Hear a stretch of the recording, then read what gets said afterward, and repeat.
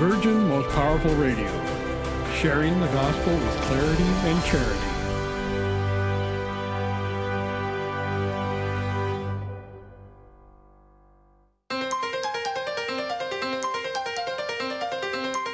And now, Virgin Most Powerful Radio is pleased to present Hands-On Apologetics with renowned Catholic author and apologist, Gary Michuta.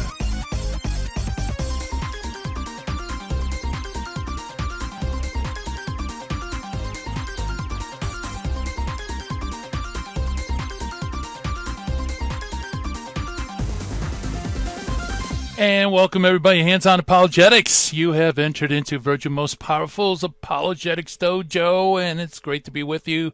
Yes, I am Gary Michuta, your host and sensei for this hour, and it's awesome to be back. I tell you, there's just nothing better in life than explaining, defending the faith. I am having more fun right now than I've ever had, and it's just exciting to be able to share the faith, help people come to the faith, remove obstacles, and just get into the fray. And that's why we do this thing.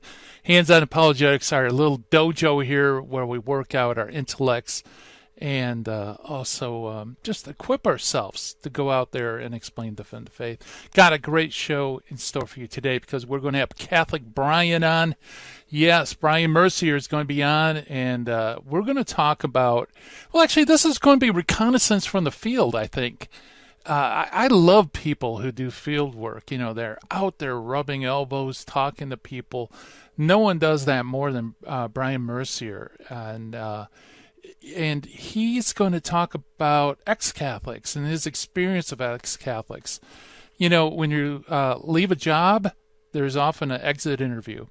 And exit interviews can be important because you can find out, what's exactly going on in the company, what needs to be fixed, that type of thing. Well, in a way, ex-Catholics are good exit interviewees because we learn about what defects occurred that contributed to them leaving Christ Church for another church, denomination, sect, cult, or just giving up on belief altogether. And so we're going to do some recon with Bryan Mercier. He's going to be coming up on the other side of the break. Also, as always, we have our Finding the Fallacy. Today's Finding the Fallacy is called the Two Wrongs Don't Make a Right Fallacy. Pretty self-explanatory, in my humble opinion. But nevertheless, we'll go over it. It's good to know. Also, we made an early church father. Today's early church father is Saint Pope Innocent the First. And very important pope, very influential.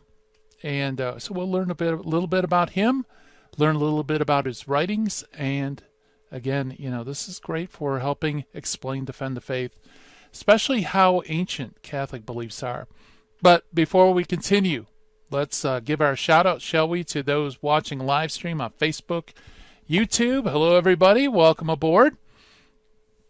Welcome, Marco, and everybody else. And also, I want to welcome all of you listening on radio around the United States and via podcast around the world via our handy-dandy phone app or our flagship flamethrower website, which is virginmostpowerfulradio.org.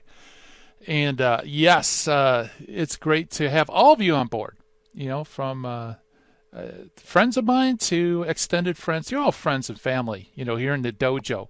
We all work out together, and of course we're brothers and sisters in the Lord, so it's great to be with you.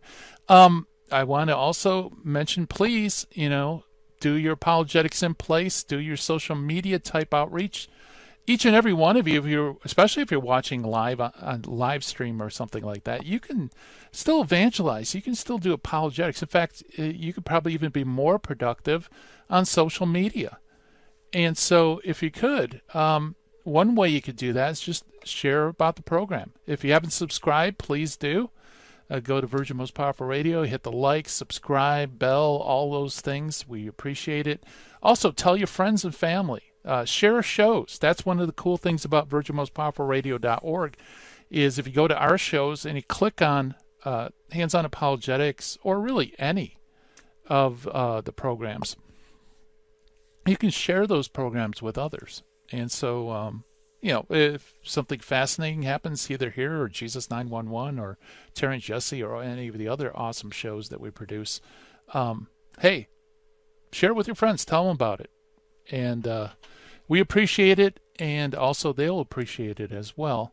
I also want to throw in a little plug for my project that's underway. It's great. People are checking out the videos. Actually, some pretty influential apologists I learned have been regular watchers, and that's my little project called the Apocrypha Apocalypse Project on YouTube. Check it out. Type it in the chat room, Apocrypha Apocalypse. By the way, Apocrypha refers to 7 Old Testament books that Catholics and Protestants have in their Bible that Catholics and Orthodox have in their Bible that Protestants and Jews do not, the Deuterocanon. And so I dedicated a whole channel, and I'm rolling out some really informative videos on it, and I'm hoping that it'll be outreach to people. And so, as a personal appeal to this, please check it out, subscribe, like on the Apocrypha Apocalypse channel. I really appreciate it. Why? Because that's visibility. Just like subscribing to Virgin Most Powerful Radio, it helps us get into all the search engines. It helps people become aware of the information. So I want to thank everybody who has subscribed, and if you're about to, thank you so much. I really appreciate it. All right, so why don't we jump to the Finding the Fallacy segment. Today's Finding the Fallacy is the 2 wrongs don't make a right fallacy. And in rhetoric and ethics, 2 wrongs make a right, or 2 wrongs don't make a right, are phrases that denote philosophical norms. The 2 wrongs make a right has been considered as a fallacy of relevance in which an allegation of wrongdoing is countered by a similar allegation. So, for example, I found this on the internet too. Someone should say, you shouldn't embezzle from your employer. It's against the law. And to the response that the person could say, well, my employer cheats on taxes, and that's against the law too. So in other words, it's kind of a moral can you top this that's going on. So you can always try to justify wrong behavior by trying to find something that's even more wrong, so that in comparison, your wrongdoing doesn't look as bad. But that is not the morally relevant question. And as I love the sainted memory of Monsignor William Smith, who taught in Dunwoody, the seminary in Dunwoody, used to say that the morally relevant question is whether or not you should take money that don't belong to you. Someone could say, well, hey, what's stealing $50 from the telephone company when they make millions of dollars? Well, that's irrelevant. It's even if they take it unlawfully, it still doesn't change things. The real morally relevant question is whether or not you should take $50 that don't belong to you. So, in other words, it tries to confuse the question by bringing up similar allegations and hoping that by trying to compare one to the other that it doesn't seem as bad, or it might even seem morally okay, when in fact it's really not addressing the correct issue at all. And I think that pretty much does it for our Finding the Fallacy. And that's our 2 wrongs don't make a right fallacy. Or maybe it should be titled 2 wrongs make a right fallacy. Let's jump to the Meet the Early Church Father for today. Very interesting church father. It's Pope St. Innocent I, who reigned from AD 401 to 417. Nearly all of the early catalogs indicate that Pope Innocent I began his pontificate on December 20th, 401. Prosper of Aquitaine, however, would have his pontificate in 402. Innocent died on March 12, 417. It must be reckoned as one of the greatest popes the church has ever seen. Now, this is according to Jurgen's Faith of the Early Fathers, which we rely on for this segment. He is of particular importance in respect to the development of the concept of the Roman primacy. During the sack of Rome by Alaric in 410 AD, Innocent took refuge for a short time in Ravenna. Perhaps the most important single act of Innocent's pontificate was his condemnation of the heretics Pelagius and Celestius, when in his letter number 30 to the fathers at Melivis, He declared that these founders of novelties are deprived of ecclesiastical communion until they recover their senses, unquote. I love that old-time pontifical language. I wish it came back.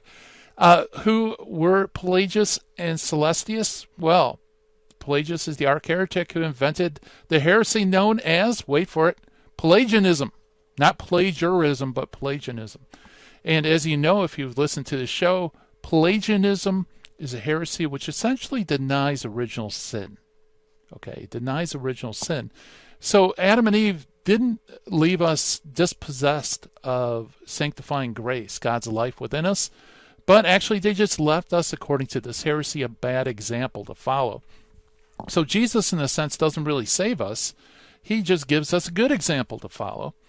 And, of course, in this line of thinking, since there is no original sin, we can actually save ourselves by doing good works. Now, this heresy had been spread around through Pelagius and Celestius around the early church, and it was really Pope St. Innocent I who kind of squashes the heresy officially. So we have most of the, in fact, I think all the writings we have from Innocent come in the form of letters that were written between 402 and 417. Of Innocent wrote anything other than his letters, it has not been preserved. The collection of his letters, however, is of very considerable importance. And at least 36 letters attributed to Innocent are regarded as authentic. A few others known to have been written by him are not extant, and there are a few extant that cannot be counted as genuine. So that is our early church father for today, Pope St. Innocent I. Coming up next, we have our good friend, Master Apologist Bryan Mercier with us. Stay tuned.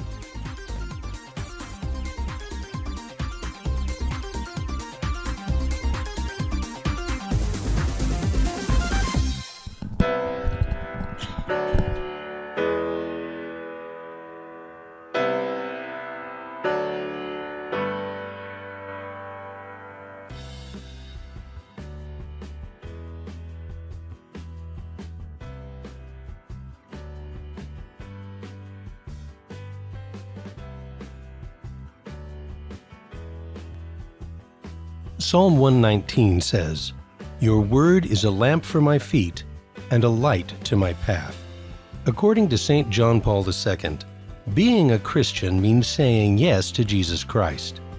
It consists in surrendering to the Word of God and relying on it, but also endeavoring to know better and better the profound meaning of this Word. May God grant that we always rely on His Word, read it often, and put it into practice.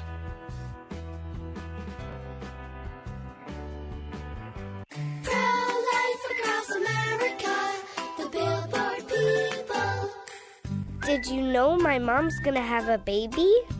She is? Will it be a boy? Or will it be a girl? We don't know yet, but we heard the heartbeat and my dad said this is gonna be someone very special. You mean like being a president? Or maybe a doctor. Well, probably maybe like a singer or dancer, I think. Hello, my name is Mary Ann Koharski. I'm the director of Pro-Life Across America. We know that every baby is a miracle and has the potential to do great things. If you know someone who is pregnant or in need of alternatives or assistance, or would like to support the work of Pro-Life Across America, please call 1-800-366-7773 or visit our website at prolifeacrossamerica.org. Pro-Life Across America is non-political and totally educational. Pro-Life Across America, the Billboard people. This is Terry Barber. I want to thank you for your support here at Virgin Most Powerful Radio. Here's an easy way to do it. If you're going to sell or buy a house, call Real Estate for Life, 877-543-3871, because they're going to get you a Christ-centered agent to purchase your home or to sell your home. And at the close of escrow, a portion of his commission goes right back to Virgin Most Powerful Radio. Call 877-543-3871. Thank you so much for your support. Now, back to Hands-On Apologetics with Gary Machuda. If you'd like to join the conversation, call 888-526-2151. Here's Gary. And welcome back, everybody. Hands on Apologetics. And we're going to get a field report by one of our good friends, master apologist, Bryan Mercier. By the way, Bryan is a professional Catholic speaker, a retreat leader, an author. He's also a Catholic apologist. He's done countless teen and adult conferences, retreats, missions over the past 20 years. And he's appeared on Catholic television, is on Catholic radio, and you could check out all his great stuff at thecatholictruth.org. And Bryan, welcome back to Hands on Apologetics. Thank you so much, Gary. Always glad to be here. Yeah, absolutely. You know, like I said at the beginning of the program, I love talking to people who actually rub elbows and really engage, you know, in apologetics, not just on ivory towers writing books. And that's you, my friend. I mean, you've done so much conferences, teen retreats and that, and just one-on-one apologetics. It's great to kind of tap your resources. Thank you. Yes, I talk to people all the time, and it's what I've loved to do ever since college. For the last 25 years, I have done apologetics, and I just love it. Yeah, absolutely. Yeah, and one thing too is, of course, with apologetics, many times we're talking to people who never were Catholic, but we often talk to ex-Catholics, probably more ex-Catholics than actually non-Catholics. I would agree with that. Yeah. I mean, I feel like back in the old days, you used to talk to Protestants more. You used to have to defend Mary more, the Pope and that sort of thing. But now I find maybe 10 years ago, a huge shift started happening in my apologetics world. And I found myself talking to people who have left the church, people who don't understand the faith, people who are Catholic and argue against the Catholic Church. Yeah, I mean, it's a difficult task Protestantism is one thing, but now I feel like we evangelize more to Catholics and to non-Catholics as well. Do you find that as well? Yeah, absolutely. It's very strange. Like, I actually had more friends with non-Catholics earlier on than Catholics, because most Catholics were like, apologetics, what's that? Why would you want to spend faith looking at the faith? But yeah, now a lot of times it's just helping fellow Catholics or people who have just left, kind of reevaluate their decisions and informing them. You're absolutely right. And not just, you had just, you had just mentioned that, it's about, you had friends with Protestants, because they understood the faith, and Catholics are like, what's apologetics? But it's not just what's apologetics. It's why do you go to church more than once a week? That doesn't even make sense. We're talking right. basic understanding of the faith. All the time people are like, why do you go to church like 7 days a week, 5 days a week, 3 days a week? I'm like, why do you talk to your wife every day? It's the same right. principle that we talk to people that we love. Yeah. Yeah, in some ways it's even more difficult, I think, especially when you're talking to a fellow Catholic. It's almost like a family member.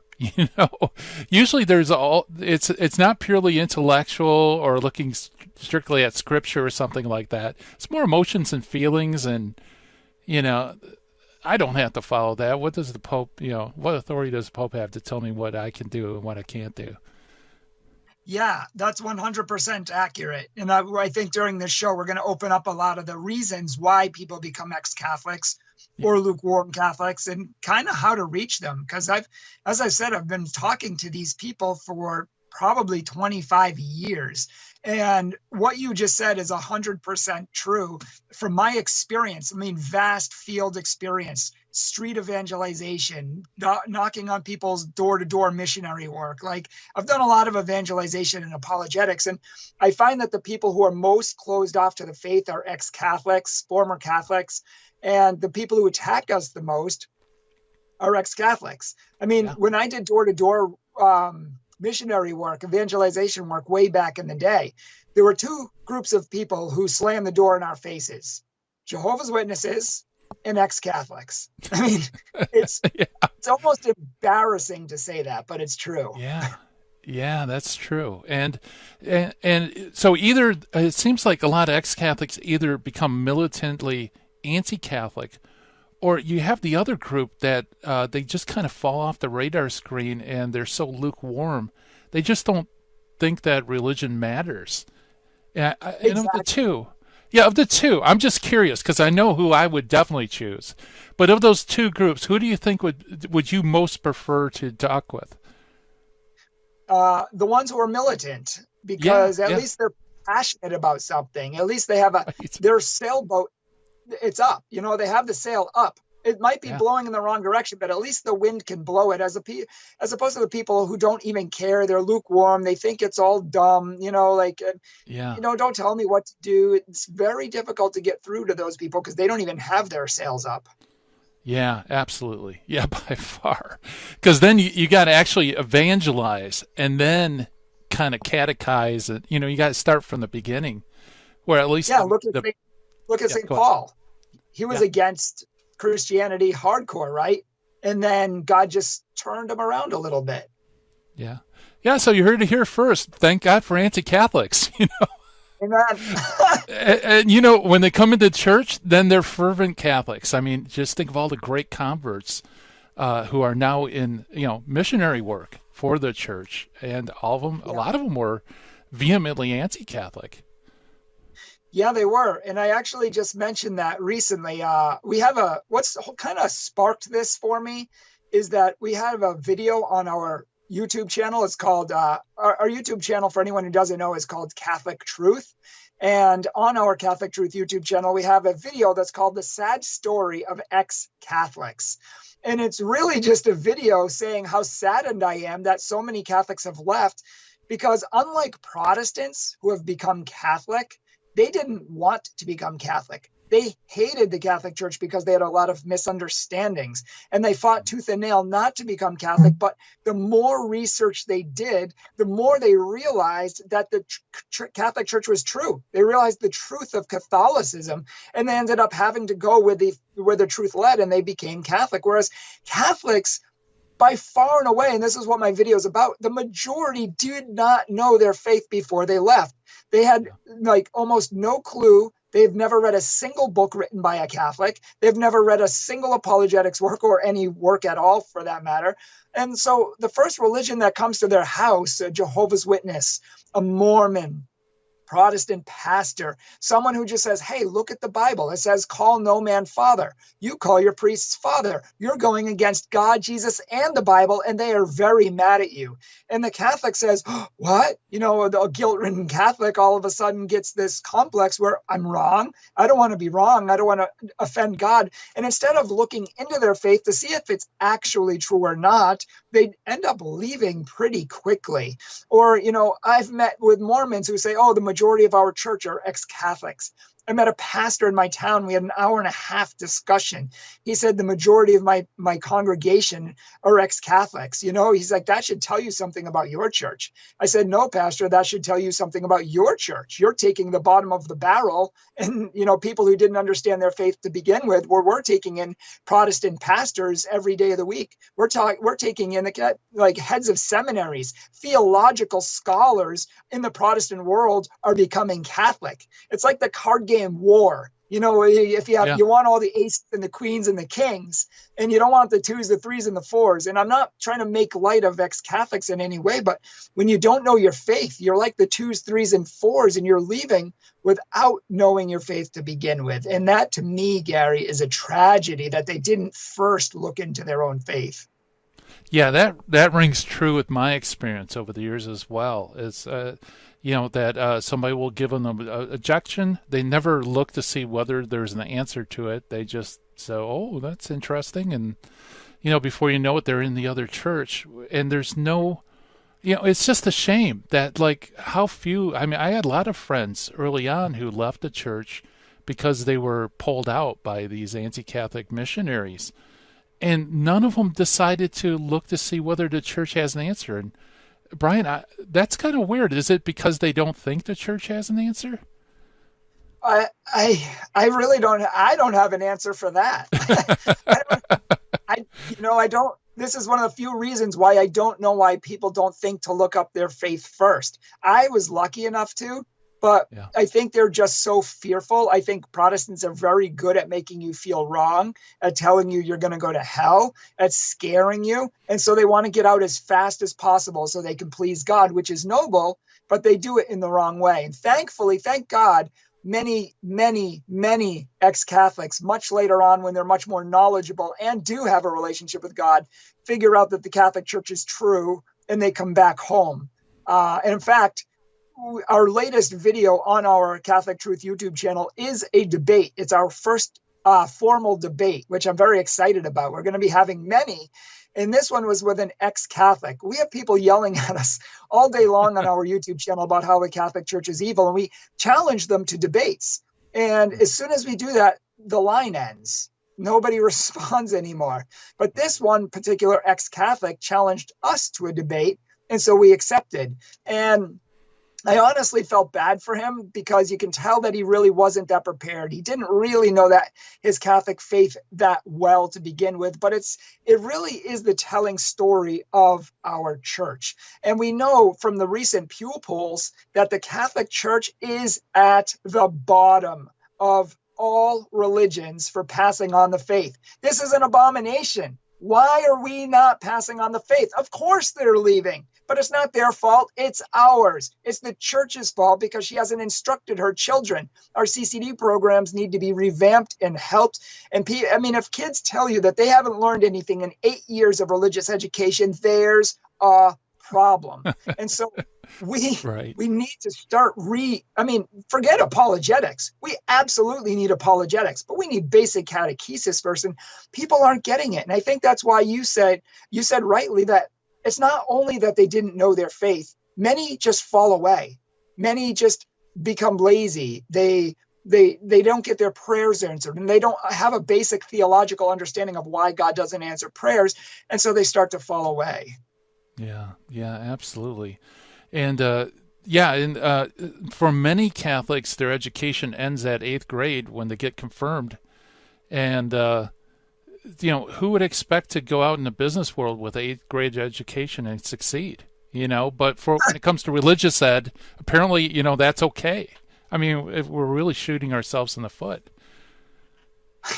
Apparently that's okay. Apparently that's the standard, 8th grade education, right? And that's assuming that you actually have an 8th grade education. If you go to school every day and you have an 8th grade education, that's one thing. But we're talking once a week for 1 hour. So I would doubt that it's not even an 8th grade. It's probably like a 3rd or 4th degree education for most Catholics, even most adult Catholics, which is why they don't understand. Yeah, absolutely. We're chatting with Bryan Mercier, thecatholictruth.org. Check it out. We'll be right back right after this.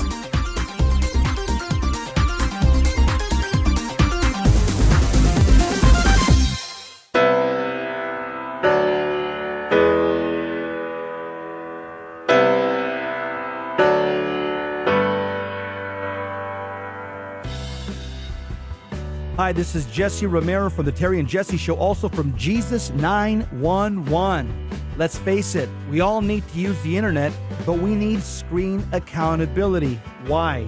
Pornography is a huge problem, especially on the internet. And every time we tap into the internet, we get bombarded with images and temptations that degrade our humanity. So we need Covenant Eyes to block these pornographic sites and advertisements from infiltrating our lives. Covenant Eyes helps us take custody of our eyes and custody of our intellect. So I recommend you go to covenanteyes.com and type in the promo code, VMPR, to support the network. Protect yourself and your family from the imminent threats on the internet. www.covenanteyes.com, code VMPR, live porn free. Thank you for listening to Virgin Most Powerful Radio. Thank you. God bless you. Keep the faith.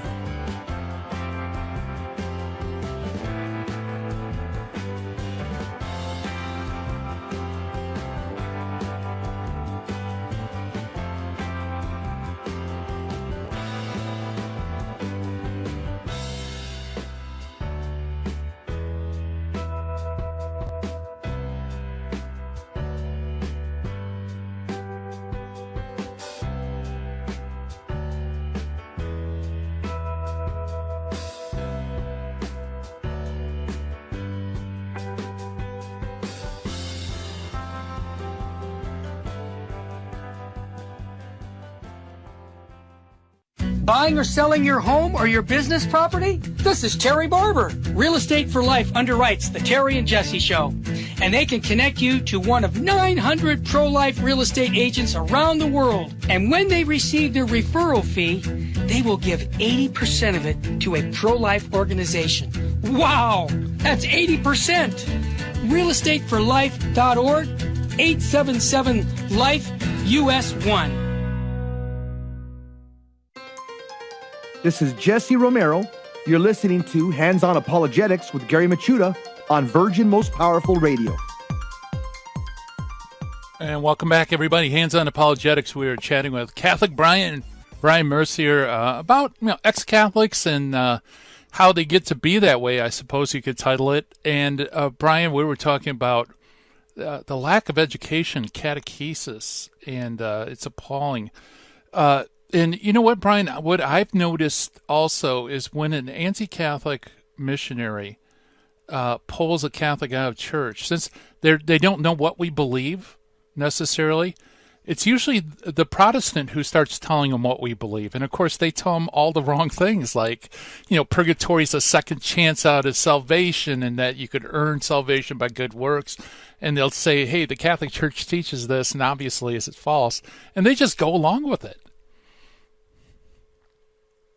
True. Absolutely 100%. And I think that's the thing that is most sad is not only do Catholics learn the faith from anti-Catholics and ex-Catholics and non-Catholics, but they never learned it from their own church. I mean, suddenly they become, when they leave the faith, they become experts, right? They become experts right. That, now I know Catholicism, and I hear this all the time. I know about the Catholic Church. I was Catholic for 12 years, or I was Catholic my whole life, or I went to Catholic school my whole life, and so I know Catholicism. That's why I know that you Catholics worship Mary. That's why I know that the Pope is worshipped and that he's a god in your religion. And I'm like, and it's just, it's mind-blowing, because you're like, you said that you knew the faith, you said you were Catholic, you said you were trained in it, but you're spouting all of this stuff that's not even remotely Catholic, which means that you didn't know your faith to begin with. And you've probably heard this, Gary. It's the same thing. It's people saying that, like, for example, the guy I debated, he said, I left Catholicism when I read the New Testament. And I know that's not true. That's never the case. You read the Bible and you leave the Catholic Church. What really happened is that you were watching anti-Catholic videos that were quoting the New Testament. Then you read the New Testament, and to see if what they were saying was true, you, in your opinion, decided that it was, and so you decided that the Catholic Church was false. But you never heard the Catholic side, you didn't hear the Catholic scriptures, and you didn't actually research your faith to begin with to see if any of this is true to begin with. And we get this all the time in Catholic truth. I used to be a Catholic, and I know you worship Mary. And so I'll just say something like, okay, well, I doubt you worshipped Mary as a Catholic, but let's just say that you did. Where does the Catholic Church teach us to worship Mary? Where does the Catholic Church teach us to worship the Pope? Where does the Catholic Church teach us to worship anyone or anything other than God? Because the Catholic Church condemns worshiping anything or anyone other than God. So I always ask them for sources, and then they just start yelling and screaming because, as you said earlier, a lot of times they're quite angry. Yeah. Or, sometimes you'll get something like, hey, Bryan, I was an altar boy and I know, or something like altar boys have the charism of infallibility or something. Right. Right. It's just, right. So you call them on, basically you call their cards, right? You say, okay, well, show me the sources if this is true. And exactly, they don't even know what sources to go to, I imagine. Not even the slightest clue. I always hold up the catechism, and in some of my videos, I'll say it says that we should only worship God in this catechism. This is the official encyclopedia in a sense. It's like an encyclopedia of what Catholics believe. And our beliefs are taken from the Bible and history, tradition, but it's all found in this book. So if you can't find it in this book, then it's not true. And so I try to point out actual facts to them. And I think what's most important for ex-Catholics is that a lot of them just get into such unlike Protestants who love their faith and are thankful for their faith, because Catholics never knew their faith to begin with, and they feel like they were duped and part of a cult and they were being led to hell before they got saved by these wonderful people who knew Jesus, they suddenly turn on the Catholic faith and hate the Catholic faith and have all this animosity toward the Catholic faith. And I think that's part of the problem in apologetics. It's not just showing them that they're wrong. It's trying to help them to understand their misconceptions. It's trying to help them to see that they're misrepresenting the Catholic faith, and the Catholic faith that they are presenting isn't really the Catholic faith. That's what we need to do. What you don't want to do with ex-Catholics is get in a huge argument, a shouting match, because they will do that in a second. They're fiery, they're angry, they're passionate. So what you want to do is ask a lot of questions. You really want to get to the bottom of why they left. Because what you said, Gary, is exactly right. You said it earlier. Some people leave because they didn't know their faith to begin with. As one of my friends said, most Catholics are experience rich, but vocabulary poor, meaning they serve at Mass, they're Eucharistic ministers, lectors, they do a lot of things, but they can't explain the faith to save their soul. They have even if they kind of know their faith, they have no vocabulary to put behind it. And so they're easy targets for people who know 10, even 15 verses of the Bible and can use that as a weapon against Catholics. Then on the other side, you have Catholics that are, I guess, lazy. They're slothful. They've kind of fallen away from the faith. They don't go to church. They don't pray. And so they suddenly become Pope themselves. They suddenly know better than the church. Oh, well, I don't believe this. I don't believe that. I think the church is wrong about this. Basically, they're becoming their own Pope. And they're deciding for themselves what is true and what's not. But how can they know, since they haven't studied the faith, since they don't go to church, since they don't pray, since they don't read a Bible, since they've never picked up a single Catholic book? I mean, in all of these circumstances, you have problems with people who don't understand the faith. Or even there's another category of people too, of people who just kind of, they don't like authority, or they don't want to follow rules. They don't want the Catholic Church to tell them not to have sex before marriage, or that they can't get remarried after they've been divorced, or that they can't practice, different kinds of relationships that we all know about. It's some sort of moral issue that they don't like. And really, the Catholic Church is not to blame there. It's God who made the laws, and it's the Catholic Church who's just upholding them.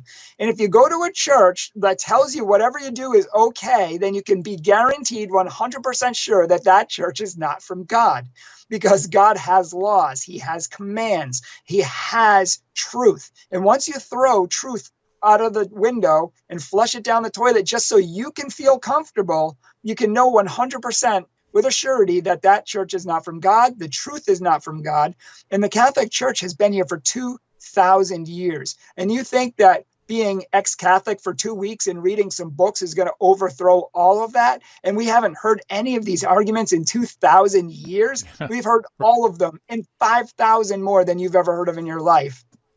Yeah, absolutely. Yeah, very well put.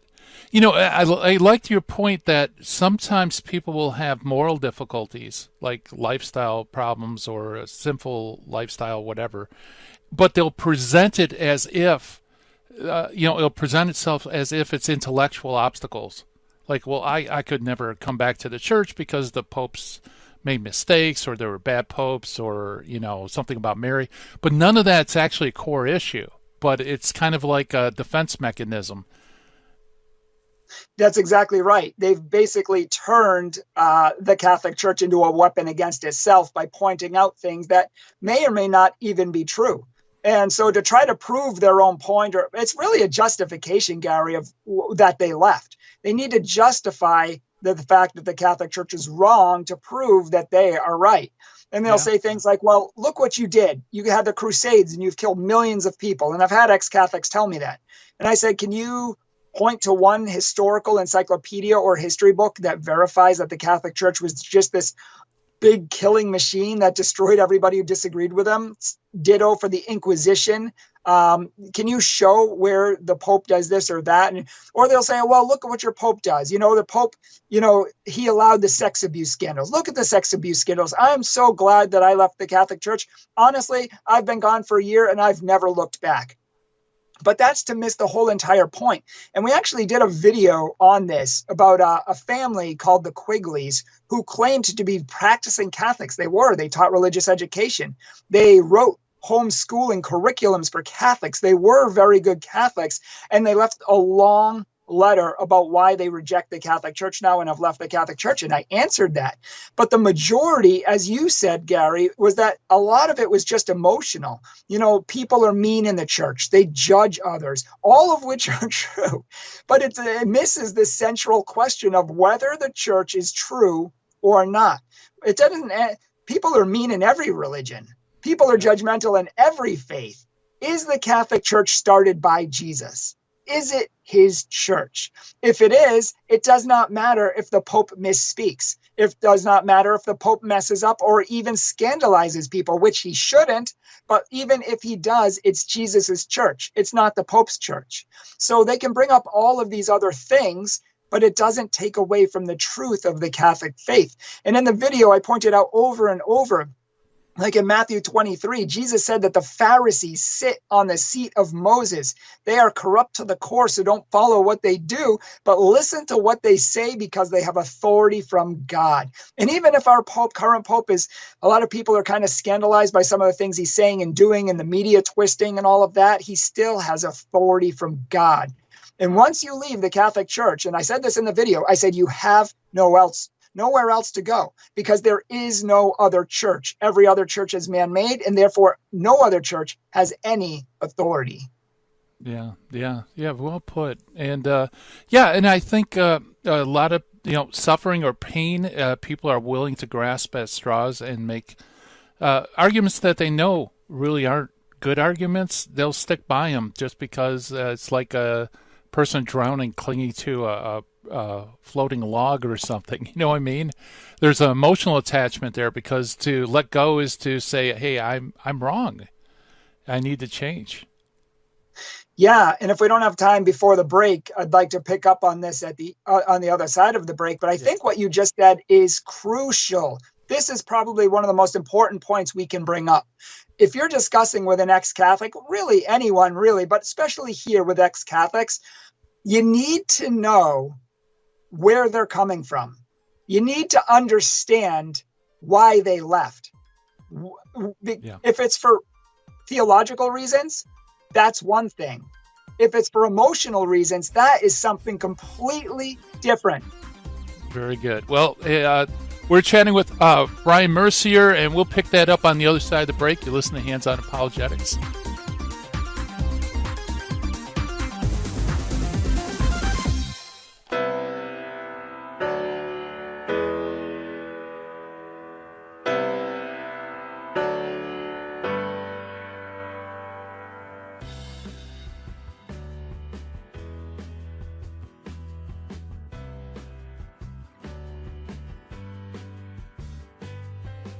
We got Ernesto from Long Beach. I just wanted to comment, and I just wanted to thank you guys. And I kind of wanted to encourage people that are listening, maybe that are not donating, because honestly, I got to be honest, I used to think you guys were a little too over the top. Yeah.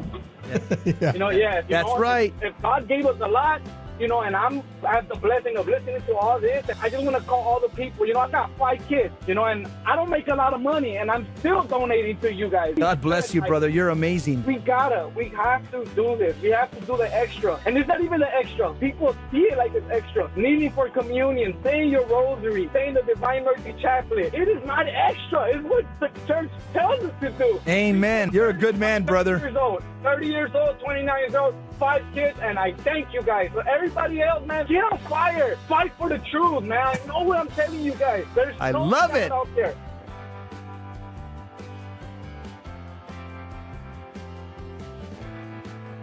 If you shop on Amazon.com, there's an easy way to support Virgin Most Powerful Radio. Just visit smile.amazon.com and type in Catholic Resource Center under the desired charity. Now, when you log into your Amazon account and purchase products, a portion of it will automatically go to support Virgin Most Powerful Radio at no cost to you. Thanks in advance for supporting CRC and VMPR, and may God richly bless you and your family.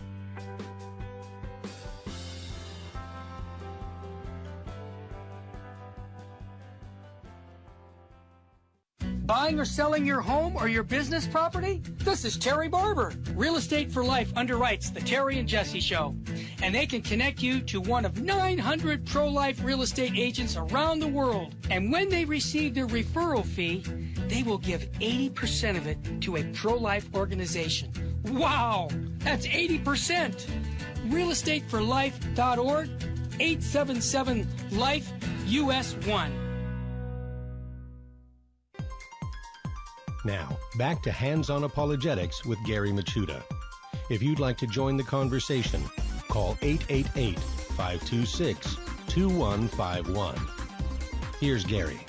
Hi, everybody. Welcome back to Hands-On Apologetics, and we're chatting with Master Apologist Bryan Mercier at thecatholictruth.org or Catholic Truth on YouTube. And Bryan, it's almost like I'm talking to the mirror, because everything you're saying perfectly squares with my entire experience.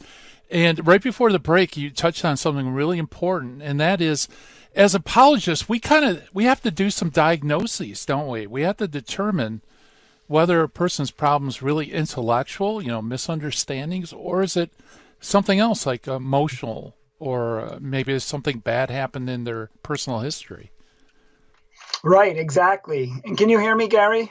Yes, I can. All right. I apologize for that before. My phone had picked up, so I apologize. But I agree with you, because you will never, ever, ever, ever get ex-Catholic to come home, and if you don't understand where they're coming from in the first place. Because if they left for intellectual reasons, which are that's not the norm. But if they do, then you have to reach them one way. But the majority, as you said, Gary, the majority of Catholics leave for one reason, usually emotional reasons, or they don't want to follow some rules or something, but they bring up intellectual reasons. So if you just fight them tooth and nail on intellectual reasons, you're literally climbing up the ladder on the wrong wall. You're going down the path in the wrong direction. You will never get to where you need to get to. And you're never going to get to where you need to get to in regard to ex-Catholics either if you don't understand. So listen.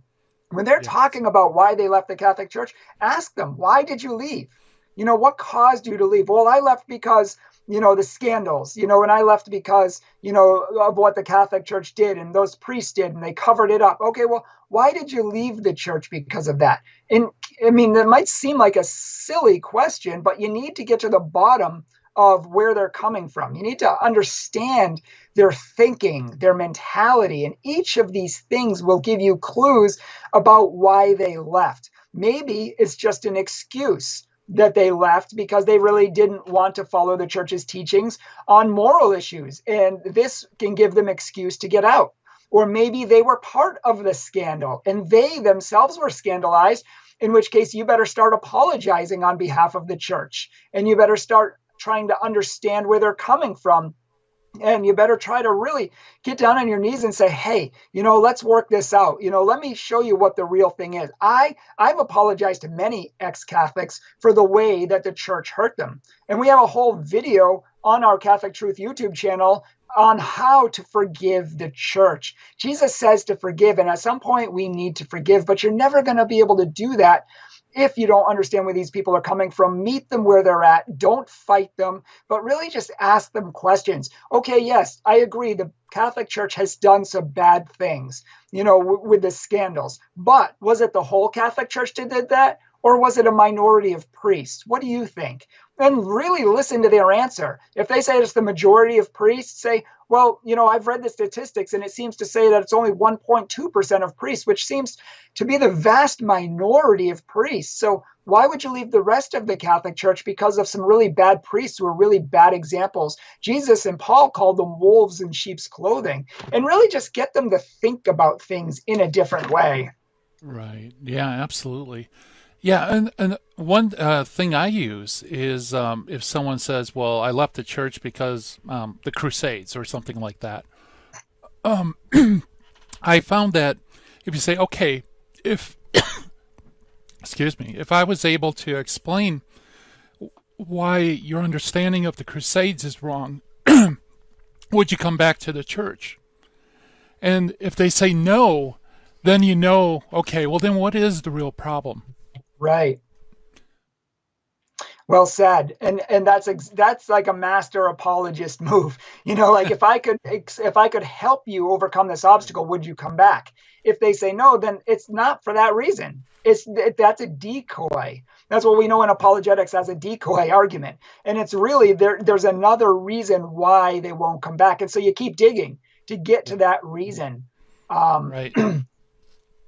Yeah, and that's why it's so important to get to know the person, not treat them as projects. Because if you treat them as a project and just say, "Hey, read this, listen to the Scott Hahn CD," and and all your troubles will disappear, you'll never get to the core issues, right?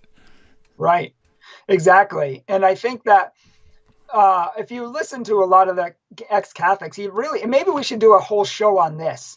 I mean, a whole show on just the power of asking questions, because this is a master apologist technique that is literally one of the best weapons in your arsenal, asking questions to get people to think, because it leads them and it backs them into corners and helps them to contradict themselves and to think out the fact that, well, maybe I have good reasons for this, or maybe I don't. For example, if you don't mind me reading this just real quick, I have a comment here from an ex-Catholic that we received. And it says, Catholics pray to their gods, not to God. Their prayers are never answered. Mary of the Roman Catholic Church is a combination of all the pagan goddesses of history and is now named Mary by the Catholic Church. The saints are demons, and they only go to the saints and to Mary, and they don't believe that Jesus is the only mediator, and they believe that Mary has more authority than Jesus and bosses him around, and he has to obey her. Like, I can't read this all completely without laughing, but I mean, this is literally, when I see comments this irrational, I know that it's not just an anti-Catholic, it's almost always an ex-Catholic. Yeah. It's someone who really just, I don't know what makes them so irrational, but I'll say, okay, what gods are you referring to? You say we don't pray to God. What gods are you referring to? And they'll say, oh, well, Mary, you pray to Mary, and you pray to the saints. And I might say, well, okay, well, why do you consider those gods? And they'll say, well, because in the Bible it says to only pray to God, and you're not allowed to pray to anybody else. And I'll say something like, well, the word pray, technically speaking, has different definitions. And if you look in a dictionary, the word pray actually means to intercede for someone, or to supplicate, or to speak on behalf of someone. So, for example, if you're in a court of law and it says, I pray thee to give my client another day, you're not praying to the judge, you're asking him to let your client have another day. And so it's the same thing with God. In this aspect, we're not praying to Mary instead of God or as God. We're praying to her in the sense that we're asking her to pray on our behalf and to intercede for us to Jesus. So I'll bring these things up and maybe try to explain it to them and say, does that make sense? And if they said, no, that's stupid, and here's why, then you get to, okay, each one, you peel away the layer, but you have to really get them to ask questions. Or I might say, I have my prayers answered all the time. You said that Catholics don't get their prayers answered. So how do you explain that? And you leave these open-ended questions so that they are really left to wrestle with the fact that they're either right or wrong or contradicting themselves or it doesn't make sense or something like that. But in this aspect, I thank you for your show, Gary, because we need to know our faith. If we're going to interact with these people and never have a hope to bring them back, we need to be, kind of confident in our faith and in our understanding of it. Yeah, absolutely. So you need to know the faith to know which questions to ask, and exactly get them thinking. Yeah, I think people are actually more comfortable giving explanations than asking questions, but I totally agree with you that questions are 100 times more powerful than an explanation. And for some reason in apologetics, people gravitate towards explanations, but just asking questions, getting them to be self-critical, to think of their own beliefs and whether they're true, that's the whole ball game. If you could get somebody to do that, even if they don't seem to move closer to Catholicism, you've succeeded in my book. Right, exactly. And then that's the name of the game, is to get them to start thinking. Let's be honest. Most of our culture today, it doesn't think. And I don't mean that to be mean, but back in the day, we were taught to think two sides of a matter. And we were taught to think out, you have to present for or against this topic, and you have to have a lot of evidence, go.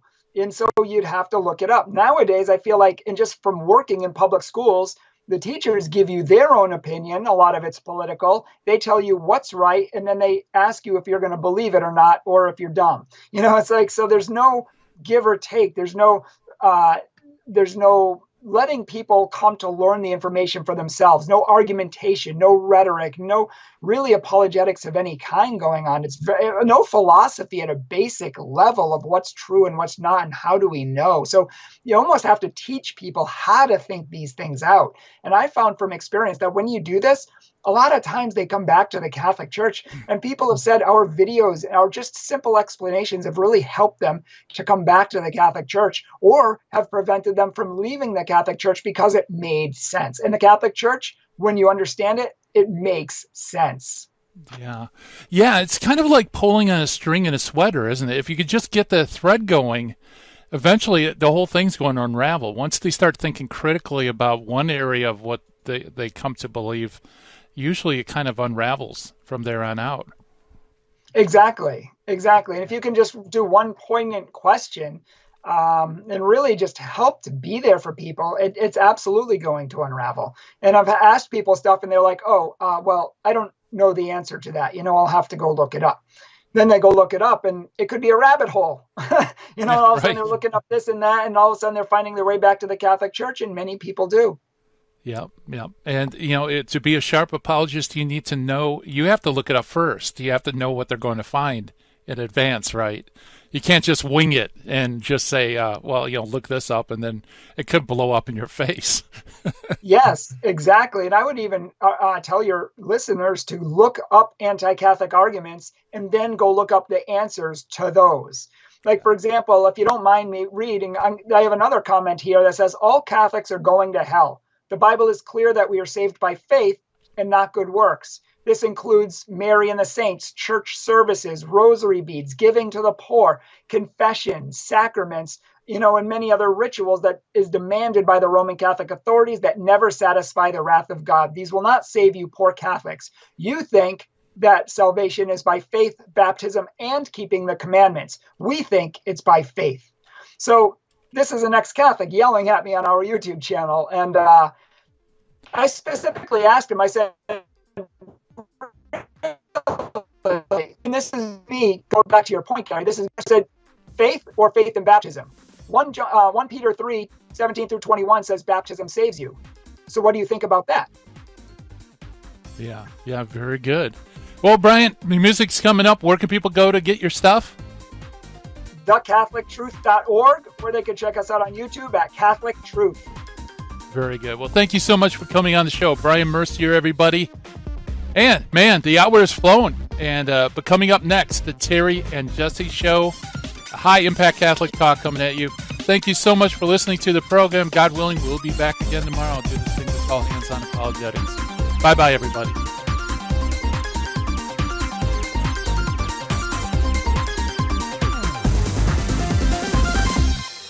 In the 1990s, I lived and worked in Hollywood. But when my wife Betty's mom took ill, we relocated to Orange County. And it was during this time in our lives that I converted to Catholicism.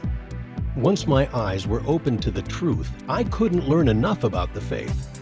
But I had less free time than ever, especially with a long commute. That's when I discovered the real value of Catholic audio. Listening to cassette tapes transformed my daily commute into a miniature retreat. And that's the beauty of Virgin Most Powerful Radio today. Since the podcasts are archived, you can listen anytime on our smartphone app. I know how listening to Catholic audio can bring you closer to Christ and His Church, so I encourage you to visit the App Store or go to vmpr.org and download the app today. It just might change your life. I'm Matthew Arnold for Virgin Most Powerful Radio.